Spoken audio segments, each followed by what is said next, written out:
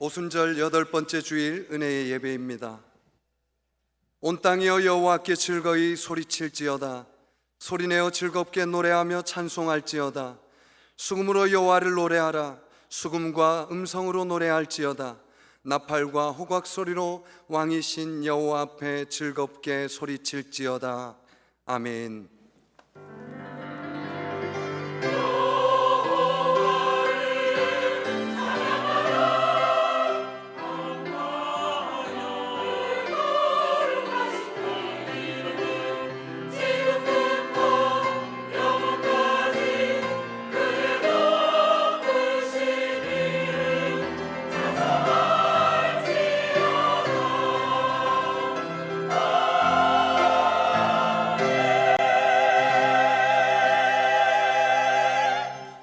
생명의 길로 인도하시는 하나님 아버지, 주님의 부르심에 응답하여 저희들이 감사와 찬송을 올려드립니다. 이 시간 우리로 하여금 세상의 걱정과 근심을 다 내려놓게 하시고 온전히 주님만 바라보며 예배하게 하옵소서. 우리의 갈급한 마음과 주린 영혼에 영생의 물과 생명의 떡으로 채워 주시옵소서. 예수님의 이름으로 기원하옵나이다. 아멘.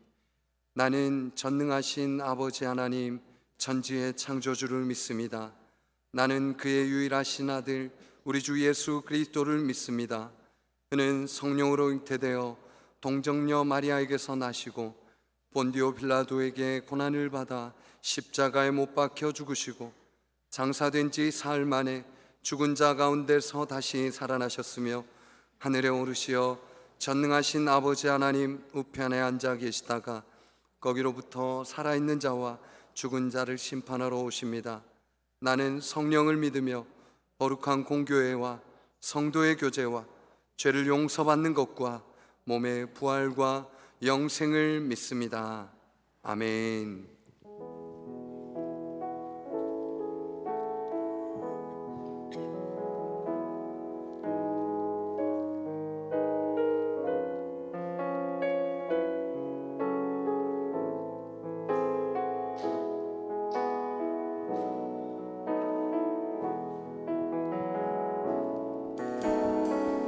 세상을 살아가는 동안에 나의 힘을 의지할 수 없으니 기도하고 낙심하지 말 것을 주께서 참 소망이 되신 주의 길을 걸어가는 주의 길을 걸어가는 동안에 세상에 것 의지할 수 없으니 감사하고 낙심하지 말 것을 주께서 참 기쁨이 되심이 하나님의 꿈이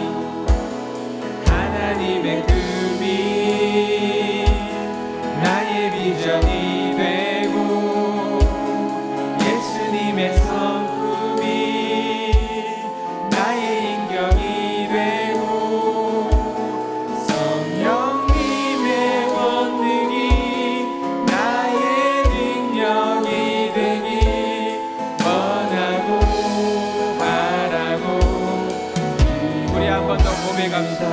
세상을 살아가는 동안에 세상을 살아가는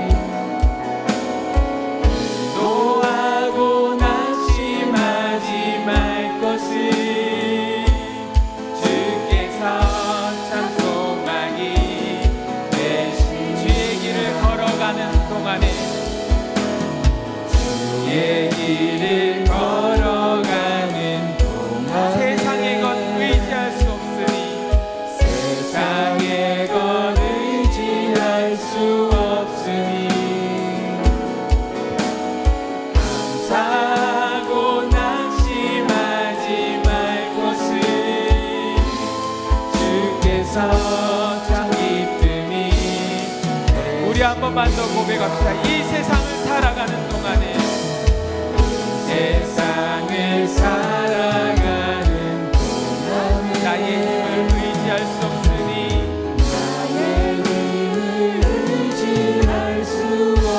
기도하고 낙심하지 말 것을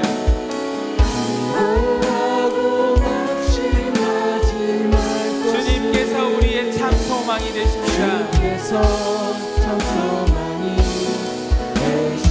하나님의 꿈이 나의 비전이 되고 예수님의 성품이 나의 인격이 되고 성령님의 권능이 나의 능력이 되길 원하고 바라고 기도 하나님의 꿈이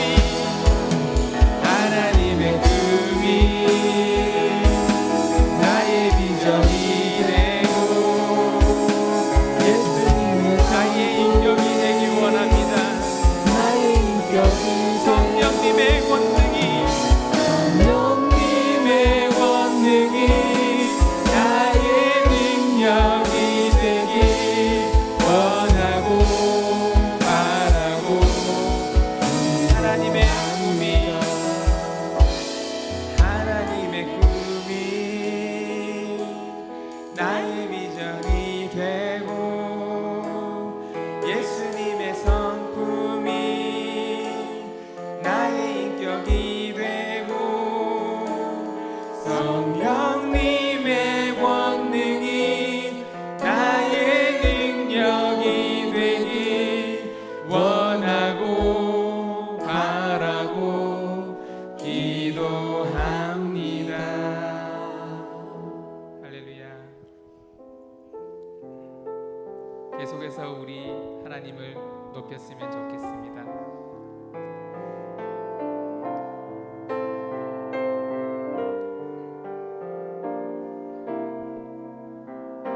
왕이신 나의 하나님,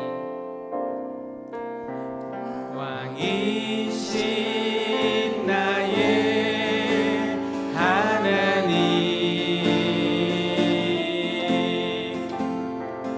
내가 주를 높이고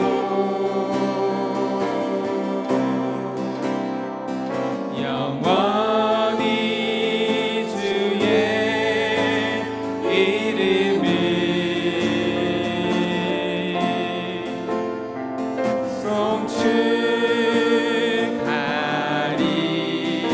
송축하리이다. 우리 한번 선포합시다. 왕이신 나의 하나님, 왕이신 나의 하나님, 내가 주를 높이고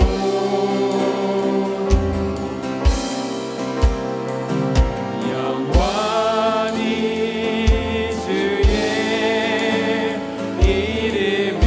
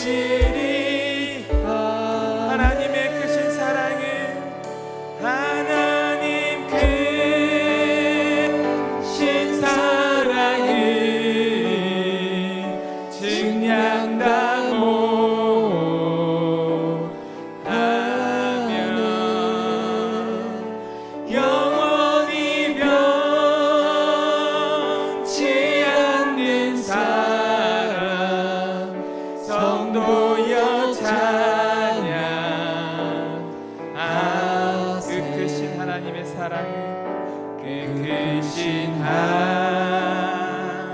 하나님의 사랑 말로 다여 영 못하네. 저 높고 높은 별을 넘어 이 낮고 낮은 땅 위에 죄범한 영혼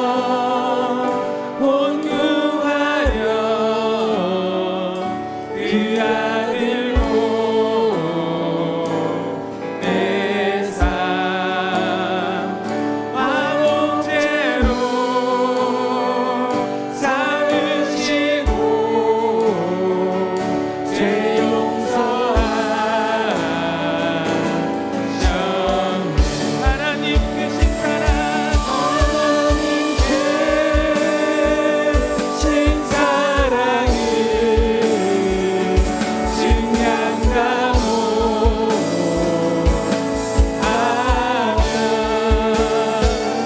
영원히 변치 않는 사랑 성도여 찬양.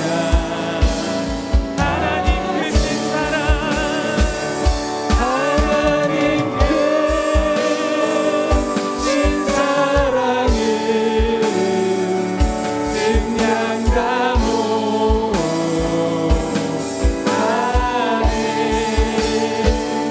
영원히 변치 않는 사랑 성도여 찬양.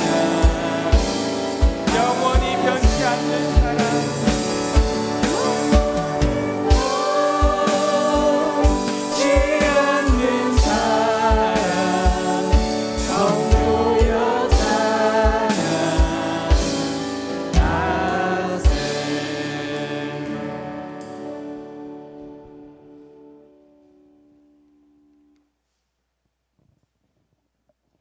환난 당하는 자에게 소망과 인내를 허락하시는 아버지 하나님, 주님의 날에 예배의 자리에 있게 하심을 감사드립니다. 오늘 또 저희들의 예배를 통해서 영광 받으시옵소서. 목사님을 통한 고난 또 복이라는 말씀으로 저희들이 온전한 믿음의 길을 알게 하시고,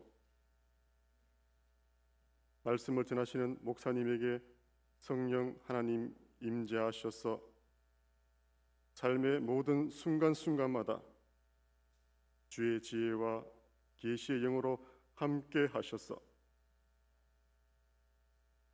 말씀과 기도와 직무가 은혜가 충만하게 하옵소서. 코로나 바이러스로 끝이 보이지 않고 현재의 상황이 통제 불능인 것처럼 보이고, 세상이 교회에 대한 불신과 교회 탄압과 같은 편견과 또한 포괄적 차별금지법이란 악법이 발의되어 인권이라는 가면을 쓰고 성경이 금하는 사상이나 행위들이 교회 안팎에서 밀려와 저희들은 무거운 짐을 지고 살아가고 있습니다. 아버지 하나님, 교회가 세상을 향하여 교회답지 못하였음을 용서하시고 저희들을 긍휼히 여기시고 지혜를 허락하옵소서. 모든 것 우리와 함께 하시고 포기하지 않으시는 하나님을 더욱 신뢰하며 살아가게 하옵소서.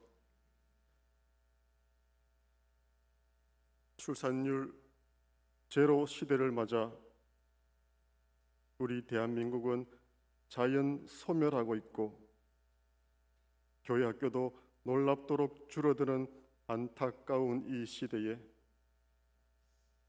하나님의 은혜를 사모하며 교회 학교, 여름 성경학교와 수련회를 시행 계획 중에 있습니다. 성령 하나님, 저희들을 주장하시어 많이 참여할 수 있게 인도하시고 사랑과 기쁨이 있게 하시고 이 성경학교를 통하여 변치 않는 믿음이 삭트는 시간이 되게 하옵소서. 우리 제일교회 교회학교를 통하여 다음 세대와 이 나라와 세계 속에 주께서 기뻐하시는 선한 영향력을 끼치는 믿음의 인재가 있게 하옵시고 이들을 위해 수고하는 교육자와 교사들에게 영육간 강건케 하셔서 영적인 부모 역할을 잘 감당케 하옵소서. 찬양대의 찬양을 기뻐 받으시고 새 노래로 주님께 영광 드릴 수 있는 복을 누리게 하옵소서. 두리두리부 농아부를 더 사랑하시고 교회를 위해 각처에서 수고하는 손길들을 기억하시고 하늘의 복을 허락하옵소서. 예수님 이름으로 기도드립니다.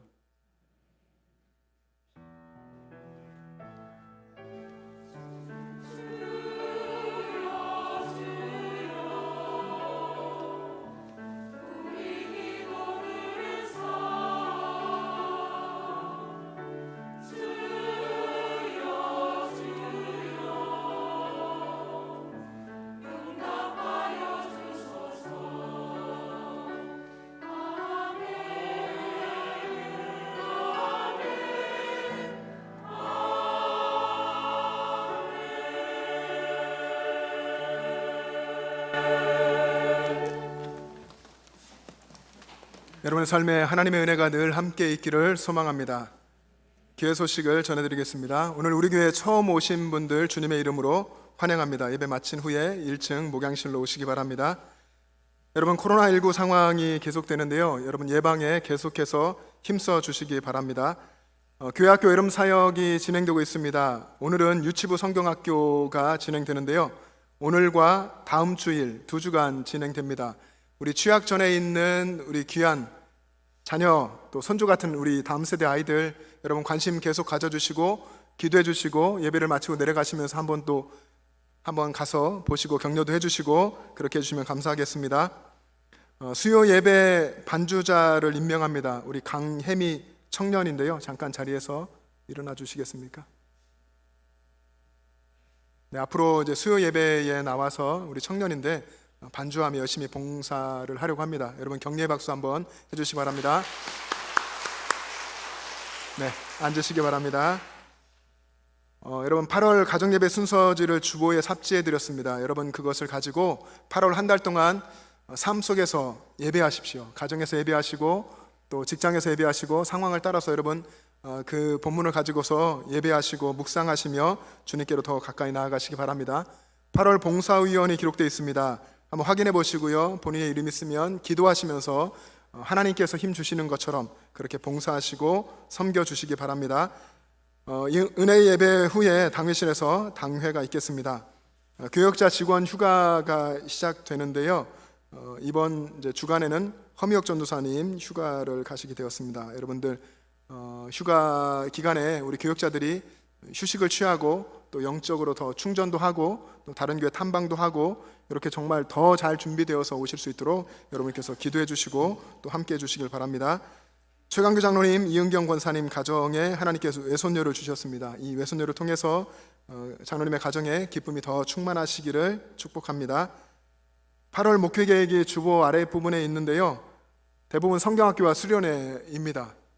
8월에 우리는 조금 쉬는 시기를 갖지만 우리 아이들은 이때 하나님 만나고 이때 정말로 신앙의 체험을 하고 이것을 가장 기대하고 그것을 위해서 교사와 교역자가 헌신하고 있습니다. 여러분 함께 기도해 주시고 또 후원해 주시고 동참해 주시기를 바랍니다.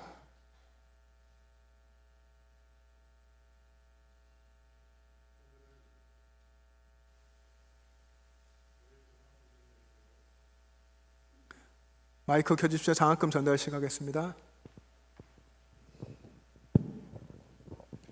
오늘은 저희 교회 장학 교정이 아니고 장학금을 전달하도록 하겠습니다.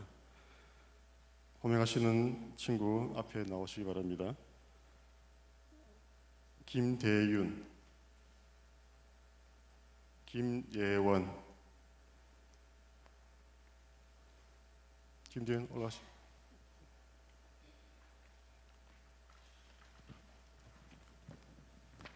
장학증서 경북대학교 1학년 김대윤. 위 학생은 본회가 정한 장학금 지급 기준에 의하여 2020학년도 장학생으로 선임되어 오늘 장학증서와 장학금을 전달합니다. 2020년 7월 26일 영천제일교회 당회장 변상민 목사.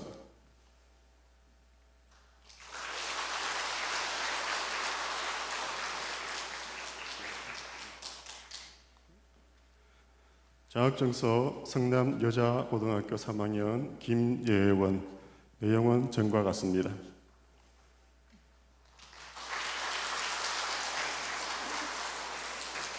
장학증서 영남신학대학교 2학년 안예은 전도사님은 유치부 성경학교로 참석치 못하였습니다.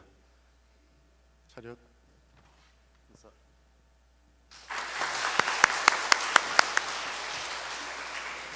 안예은 전도사님은 영아부, 유치부 두 부서를 맡아 수고하고 계십니다.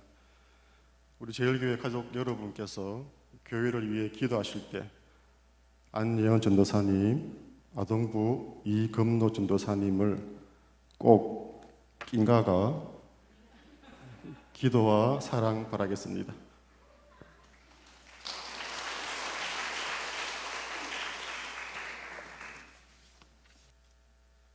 오늘 우리에게 주시는 하나님의 말씀은 신약성경 베드로전서 3장 13절에서 16절까지 말씀입니다.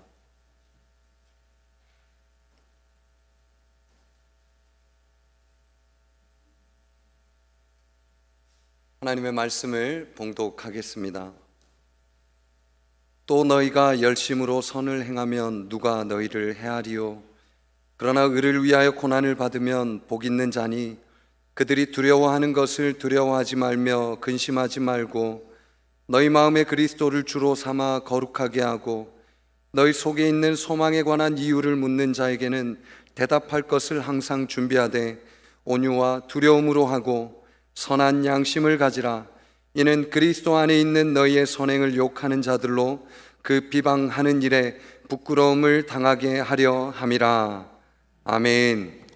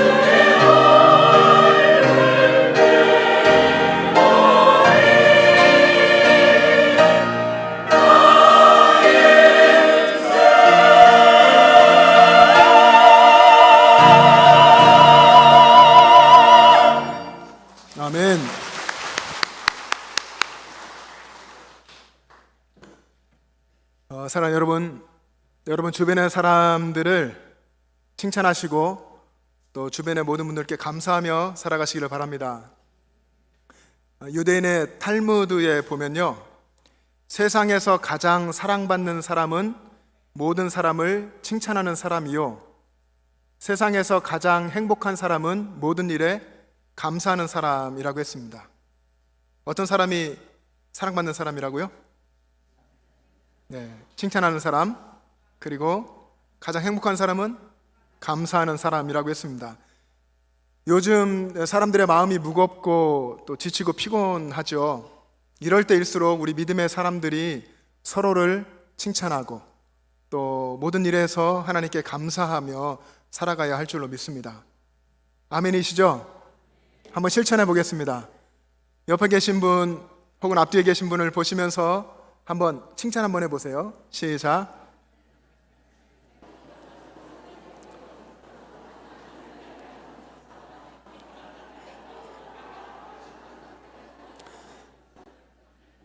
네, 이런 것도 사실 다 훈련입니다. 여러분들이 자꾸 칭찬할 수 있는 그런 볼 수 있는 눈이 열리면 좋겠습니다. 그리고 또 하나 하겠습니다. 옆 사람 혹은 앞뒤를 보시며 다시 한번 감사하다는 표현을 한번 하겠습니다. 시작. 감사합니다. 함께 예배하니 감사합니다.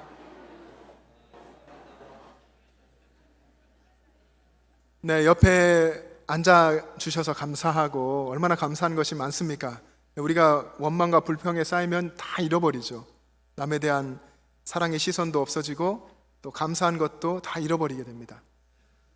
예배할 때마다 1부의 호산나 찬양도 그렇지만 할렐루야 찬양도 너무나 감사하고, 특별히 2부에는 우리 열심히 수어 통역하시는 고재정 집사님, 저보다 더 열심히 설교하세요. 너무나 감사합니다. 통역하셨죠?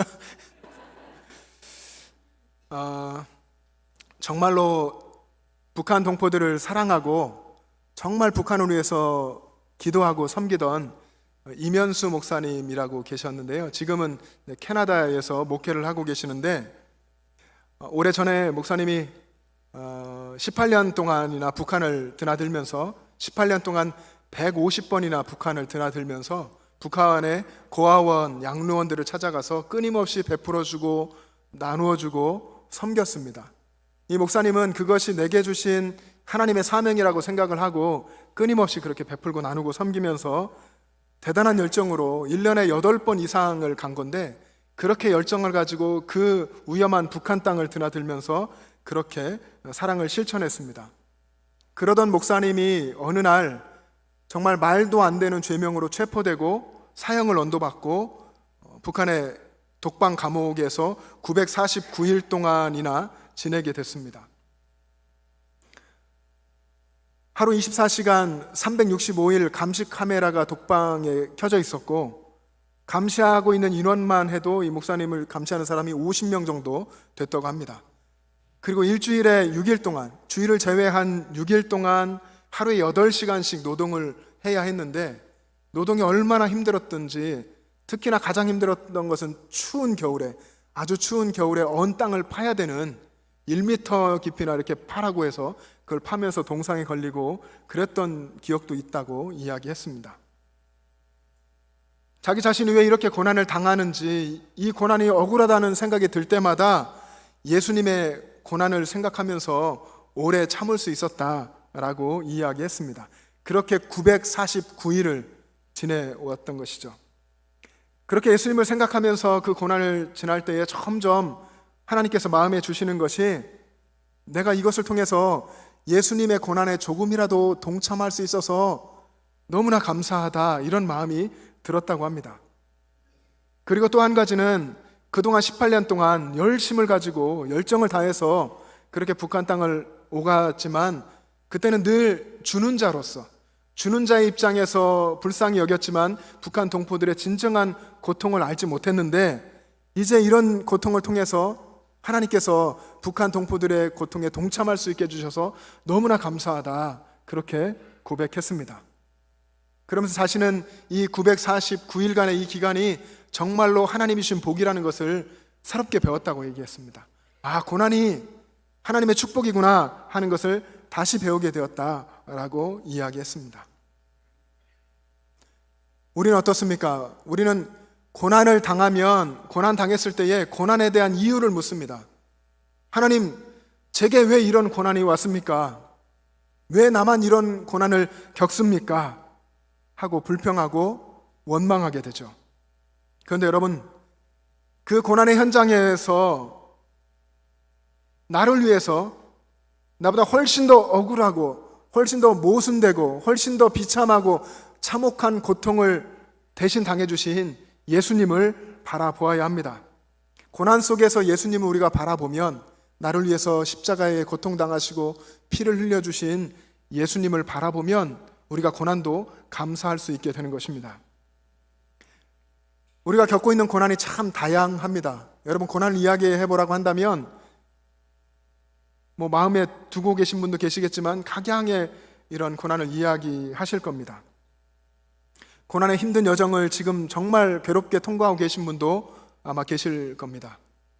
목회자로서 이렇게 성도들을 만나서 신방하고 함께 교제하고 관계를 갖게 되면 어느 순간 자신의 이제 힘든 이야기들을 꺼내 놓습니다. 그런 과정에 보면 정말 기도 제목 없는 가정이 없고 고통이 없는 가정이 없는 것 같습니다. 인간관계의 고통도 있고 경제적인 고통도 있고요. 또 육체적인 고통과 고난도 있고 요즘 같으면 이런 국가적인 어떤 어려움도 있고 세계적인 코로나19로서의 이런 어려움도 있습니다.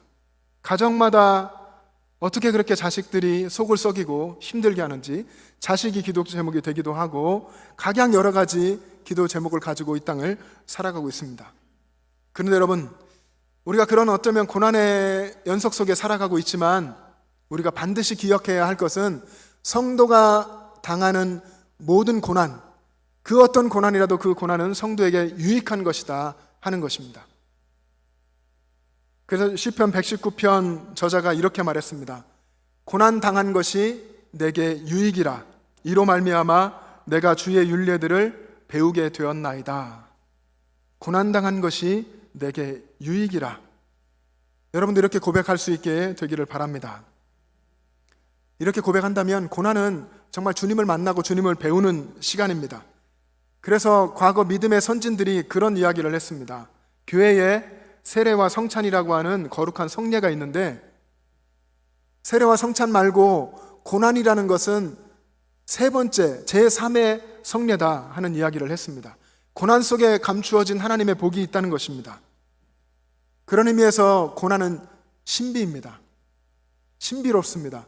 고난이 신비라는 것은 사람이 아무리 이해하려고 하고 사람의 힘과 지혜와 이론과 사상을 가지고서 이해하려고 해도 이해할 수 없는 것이 고난이다 하는 것입니다. 그런데 이 고난의 신비를 맛보고 고난의 현장 속에서 예수님을 만난 수많은 믿음의 사람들이 있습니다. 그들이 성경 속에서 그렇게 고백했습니다. 고난을 기뻐하십시오. 고난을 즐거워하십시오. 고난이 복입니다. 고난받는 그 사람이 복 있는 사람입니다 라고 이야기한 것입니다. 여러분, 고난이 신비인 이유가 무엇이겠습니까? 고난이 신비인 이유는 그 고난 속에서 예수님이 일하시기 때문입니다. 그리고 그 고난 속에서 우리는 예수님을 만날 수 있기 때문에 이 고난은 신비인 것입니다. 그런데 우리는 어떻습니까? 우리는 복만 누리고 싶어 합니다. 고난 없었으면 좋겠습니다. 계속 복만 계속되었으면 좋겠는데 예수님은 고난 가운데서 우리들의 손을 잡아주기를 원하십니다. 우리의 신앙 여정에서 고난이라고 하는 것은 필수 코스입니다. 필수가 아니었으면 참 좋겠어요. 선택이었으면 좋겠고 아예 없었으면 더 좋겠는데 그렇지가 않습니다. 신앙 여정에서 고난은 반드시 통과해야 하는 필수 과정입니다. 그 힘든 구간에서 그러나 예수님은 우리와 함께 동행해 주시고 우리와 함께 고난을 당하시고 우리가 부끄러움을 당하면 예수님도 함께 부끄러움을 당하시면서 우리를 보호하시고 인도해 주십니다. 그것을 경험할 때 그때 우리는 비로소 고난이 복이구나. 고난 속에서 나는 예수님을 더 사랑하게 되었구나. 고난 속에서 나는 신앙을 배우게 되었구나 라고 고백할 수 있게 되는 것입니다. 그래서 고난은 하나님이 우리에게 주시는 신비인 것입니다. 여러분, 신약성경 마태복음 5장에 보면요, 예수님께서 산에 올라가시고 제자들이 예수님께 나아오고 예수님이 산상보훈을 들려주십니다. 마태복음 7장까지 그 내용이 이어지는데, 특별히 5장 10절에 보면 예수님께서 의를 위하여 박해를 받은 자는 복이 있나니 천국이 그들의 것임이라. 예수님 말씀하셨습니다. 의를 위해서 박해를 받는 자는 복이 있나니 천국이 그들의 것임이라. 이 말씀을 예수님의 수제자 베드로가 들었죠. 베드로가 예수님의 이 말씀을 분명히 들었음에도 불구하고 베드로는 예수님의 십자가 앞에서 예수님을 배신하고 예수님을 부인하고 저주하고 십자가를 피하고 고난을 피했습니다. 그랬던 그가 성령의 충만한 임재 가운데서 예수님을 더 사랑하게 되었고 이제 죽음을 앞둔 노 사도가 되어서 베드로 전서를 쓴 것입니다. 베드로 전서를 쓰면서 힘주어서 강력하게 글을 썼습니다. 의를 위하여 고난을 받는 사람이 복 있는 사람이다. 의를 위해서, 하나님의 의를 위해서 고난받는 그 사람이 바로 복 있는 사람입니다 라고 베드로가 힘주어서 썼던 것입니다. 여기서 베드로가 말하고 있는 고난은 모든 사람들이 겪는 일상적인 그런 고난이 아니라 의를 위한 고난, 하나님의 의를 위한 고난을 이야기하는 것입니다. 우리가 우리의 신앙을 지켜내기 위해서 당해야만 하는 그런 고난, 말씀대로 살기 위해서 어떻게든 말씀대로 살려고 하다 보니까 당하게 되는 조롱과 멸시와 그런 고난들, 예수님을 마음에 품고 예수님과 동행하며 살려니 당하게 되는 그런 고난들, 그런 것을 이야기하는 것입니다. 그것이 성도에게 복된 것이라 하는 것입니다. 베드로가 말한 복 있는 자다 한 이 복 있는 자라는 말은 헬라어로 마카리오이인데요, 이 마카리오이는 하나님의 복을 받은 사람을 이야기합니다. 하나님의 복의 근원이신 하나님께서 피조물인 인간에게 내려주시는 그 하늘의 복을 받아서 이루어진 그 상태를 마카리오이라고 합니다. 그러니까 베드로가 말한 복은 우리가 사는 이 현세적인 복이 아니고 세상에서 추구하는 그런 복이 아닙니다. 그래서 세상적인 관점에서 볼 때에는 성도가 나는 복 받았다, 정말 복이다 라고 말하는 것이 복이 아니라고 생각할 수 있을 것입니다. 그러나 우리는 하나님께서 종말에 우리에게 주실 진정한 복, 내세적인 복, 하나님께서 하늘에서 부어주시는 그 복을 바라보고 그 복을 생각하면서 믿음의 여정을 끝까지 참고 견디며 나아가야 할 줄로 믿습니다. 여러분, 아주 오래전 4세기의 교부이면서, 고대 교부이면서 신학자 그리고 철학자들에게 많은 영향을 미친 어거스틴이라고 하는 분이 있습니다. 그분이 이런 이야기를 했습니다. 성도에게 고난이 임하는 것은 그에게 있는 믿음을 드러내기 위함이다. 성도에게 고난이 임하는데 그 고난이 있는 이유는 하나님께서 그 안에 있는 믿음을 드러내려고 하시는 것이다 하는 것입니다. 그런데 우리는 고난을 당할 때 얼마나 믿음이 약한지, 아주 작은 고난에도 우리가 넘어지고 쓰러지고 얼마나 믿음이 없었던지가 여지없이 드러나게 됩니다. 믿음이 있다 생각하고 믿음이 있는 척하고 영성이 아주 깊은 척 했지만 작은 고난 하나에 내가 무너지고 쓰러지고 내 믿음이 얼마나 가벼웠었는지, 그리고 얼마나 세상적인 것을 추구하는 천박한 믿음이었었던지가 다 드러나는 꼴을 우리가 당하게 되기도 합니다. 또 그리고 스스로 그 믿음 없는 모습을 보게 되죠.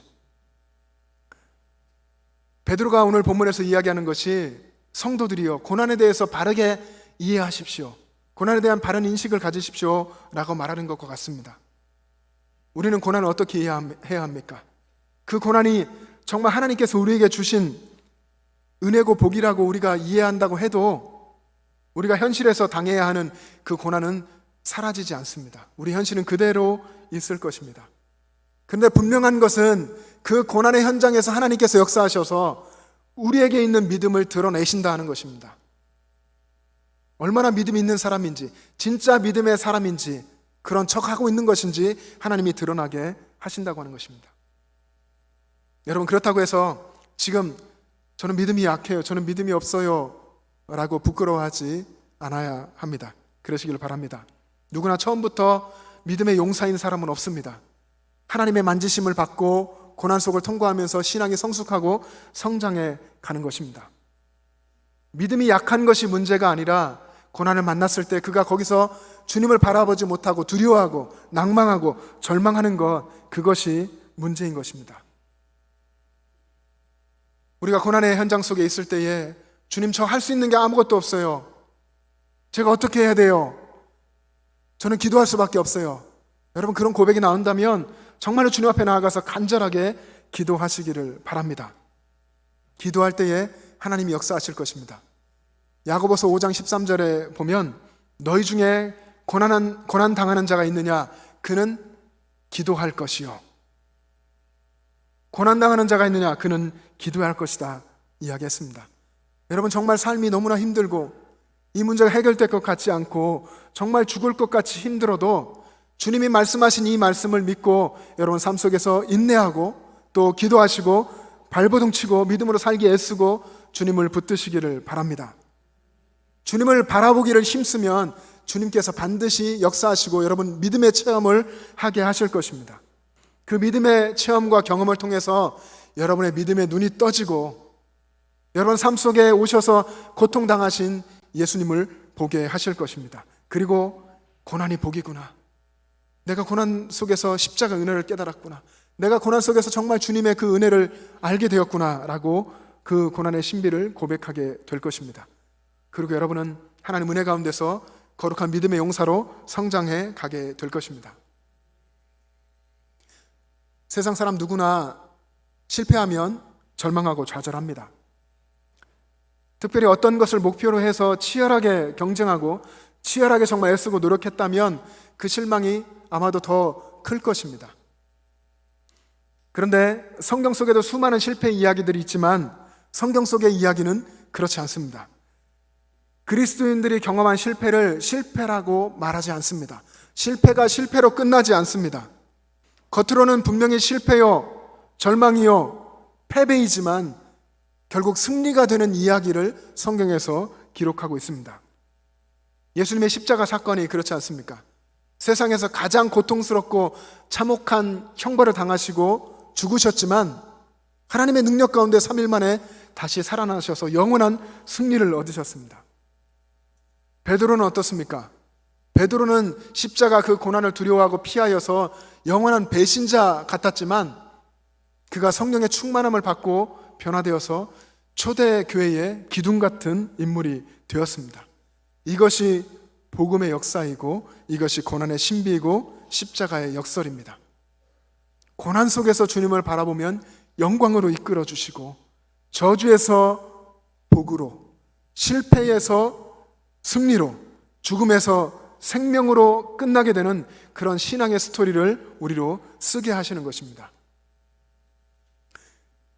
예수를 만난 후에 고난과 실패의 연속인 삶을 살았던 바울이 있습니다. 바울은 그가 성경 속에서 2번이나 간증을 하는데요, 그는 예수님을 만나고 수없이 매를 맞았고 감옥에 갇혔고 돌에 맞고 배신당하고 춥고 헐벗고 굶주렸고 그리고 죄수가 되어서 순교를 당했다라고 그렇게 기록하고 있습니다. 누가 보아도 그의 인생은 실패한 인생이 분명합니다. 실패의 전형적인 인물 같습니다. 그렇게 잘 나가던 인생이 변화되어서 완전히 고난과 실패 속에 있었던 것 같습니다. 그러나 성경은 바울이 위대한 이방인의 사도였다라고 증언했습니다. 하나님의 부르심을 받아서 이방 땅의 땅끝까지 복음을 전한 이방의 빛으로 하나님께 쓰임받고 그가 고난당하고 순교까지 했지만 오히려 그는 하나님의 영광을 드러낸 위대한 승리자다라고 성경이 증언하고 있습니다. 사랑하는 여러분, 인생에서의 고난, 그 실패조차도 승리로 경험하는 그리스도인이 누구입니까? 고난 속에서 하나님을 찬양하고 고난 속에서 기도하고 고난 속에서 오히려 감사하고 하나님의 복을 이야기하는 그리스도인은 도대체 누구입니까? 베드로전서 2장 9절에서 베드로는 그리스도인의 정체성에 대해서 이야기합니다. 그리스도인은 누구인가? 그는 하나님이 택하신 족속이요 왕 같은 제사장이요 거룩한 나라요 하나님의 소유가 된 백성이다 라고 이야기했습니다. 하나님이 택하신 족속, 왕 같은 제사장, 거룩한 나라, 하나님의 소유된 백성, 이 하나님 안에서 얻게 된 새로운 이 정체성, 하나님 안에서 얻게 된 이 거룩한 신분 때문에 악한 세상 속에서 고통을 당하게 되는 것입니다. 하나님 안에서 내가 새로워지고 새로운 피조물 되고 하나님 안에서 얻게 된 새로운 하나님 나라 백성으로서 이 정체성을 지키려고 하다 보니까 악한 세상에서 고통을 당하고 멸시를 당하고 괴로움을 겪지만 그 속에서 예수 그리스도, 나의 주인 되신 예수 그리스도를 정말로 내 마음속에 모시고 나의 주님으로 인정하며 살라고, 주님을 바라보며 주님을 향하여서 기도하며 살라고 베드로가 이야기하고 있습니다. 그 고난도 오히려 기뻐하라고 이야기합니다. 최후의 하나님께서 우리에게 주실 정말 최후의 복을 바라보면서 이 고난의 과정을 통과하라고 이야기하는 것입니다.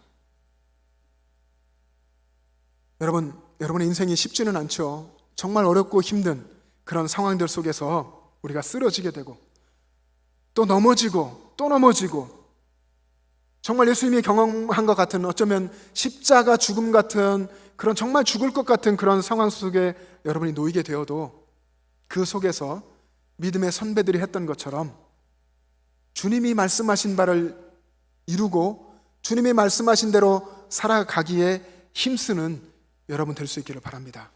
그것이 그리스도인의 정말 본질적인 정체성이고 주님이 주신 사명인 줄로 믿습니다. 악한 이 세상에서 그리스도인의 정체성을 지키며 살아가는 데에는 세상을 거슬러 올라가야 되는, 연어가 모천으로 회귀하면서 물을 다 거슬러 올라가듯이 그렇게 해야 되는 고통과 어려움과 고난이 분명히 따르게 되어 있습니다. 이럴 때에, 이런 신앙의 여정에서 우리에게 필요한 것은 믿음의 인내입니다. 끝까지 인내하는 끈기 있는 믿음의 인내입니다. 야고보 사도가 같은 맥락에서 각종 우리가 당하게 되는 시험과 환난에 대해 이야기하면서 인내를 온전히 이루라고 이야기했습니다. 인내를 온전히 이루라. 야고보서 1장 4절에 보면 인내를 온전히 이루라. 이는 너희로 온전하고 구비하여 조금도 부족함이 없게 하려 함이라 라고 말씀하셨습니다.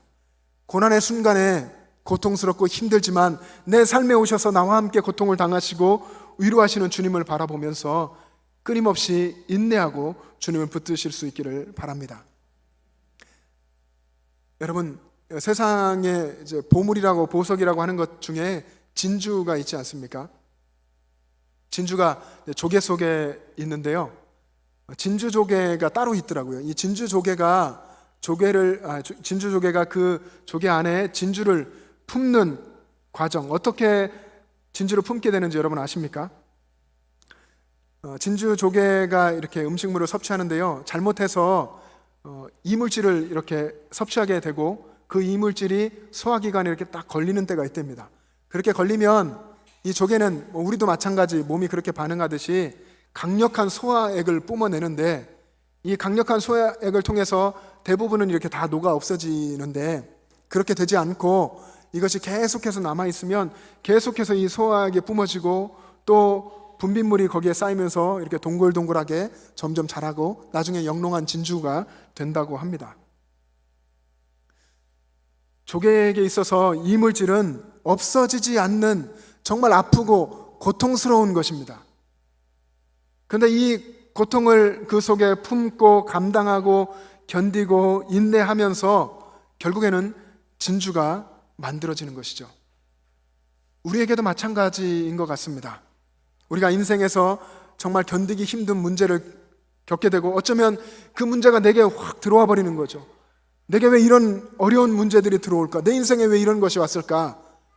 그리고 태풍과 같은 정말 힘들고 어려운 고난이 내 삶에 계속해서 밀려와도 예수 믿는다는 이유와 정말 주님을 사랑한다는 그것만으로 세상에서 조롱과 멸시를 당하고 애매한 고난을 당하게 되어도, 그래도 그 속에서 고난을 피하지 않고 예수님을 마음에 모시고 항상 예수님을 바라보면 최후의 정말 마지막 때에 우리가 승리하는 그때까지 고난을 통과하면서 주님과 함께 달려갈 수 있게 될 줄로 믿습니다.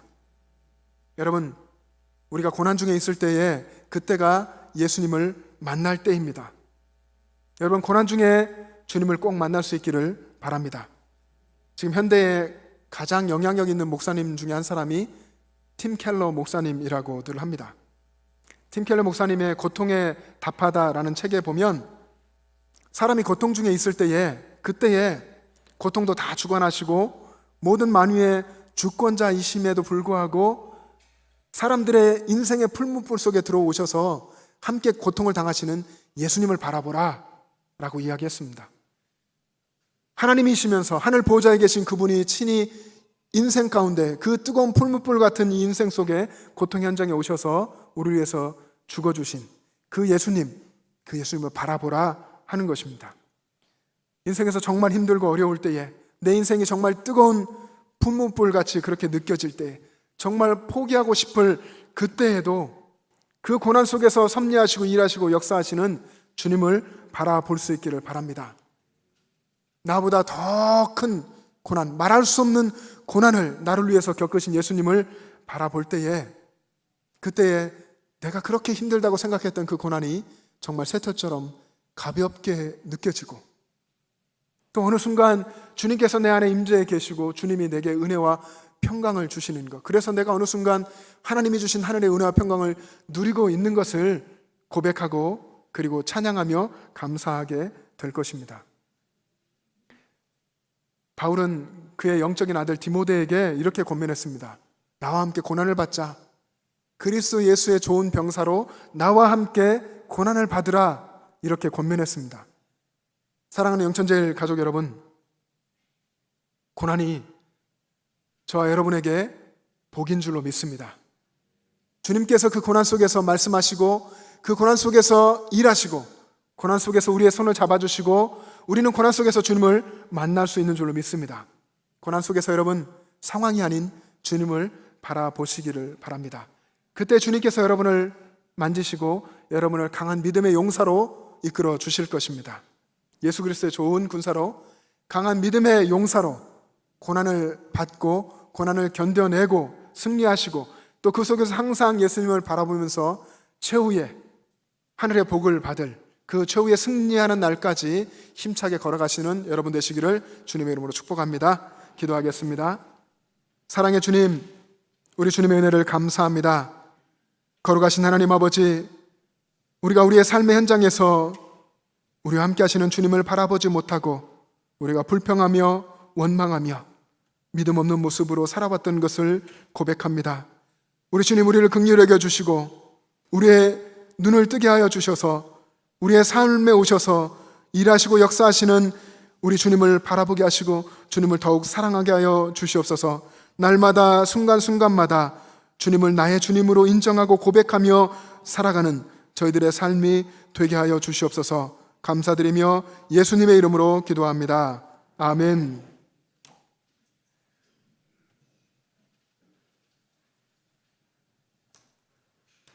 다 같이 일어나셔서 결단 및 봉헌 찬양하도록 하겠습니다.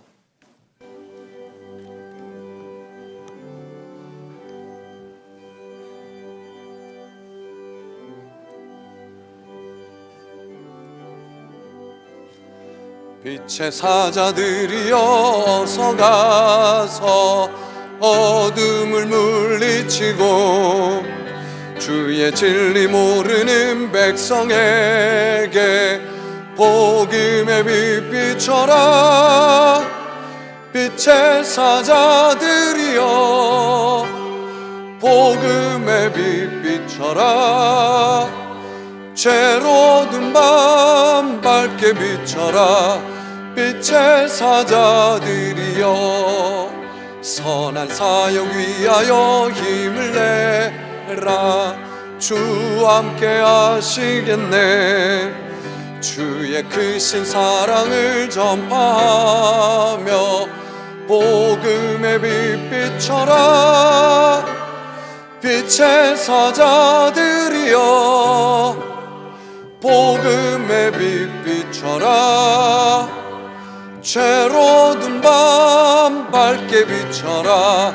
빛의 사자들이여, 주님 부탁하신 말 순종하여 이 진리 전파하라.